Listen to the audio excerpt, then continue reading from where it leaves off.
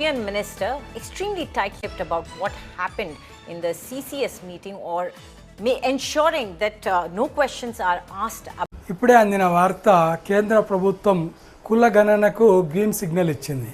అంటే కుల గణనను చేస్తామని చెప్పి ప్రకటించింది. ఇది ఎప్పటి నుంచో జరగాల్సింది. యాక్చువల్గా జనాభా లెక్కలు చేస్తుంటారు ఎవ్రీ 5 ఇయర్స్కి ఒకసారి. కాకపోతే లాస్ట్ టైం కోవిడ్ రావడం వల్ల జనాభా లెక్కలు కూడా చేయలేదు. యాక్చువల్గా మన దేశంలో ఎంత జనాభా ఉంది, ఎంతమంది వృద్ధులు ఉన్నారు, ఎంతమంది పిల్లలు ఉన్నారు, ఎంతమంది యువకులు ఉన్నారు అనేది, ఎంతమంది స్త్రీలు ఉన్నారు అనేది జనాభా లెక్కల్లో తెలుస్తుంది యాక్చువల్గా.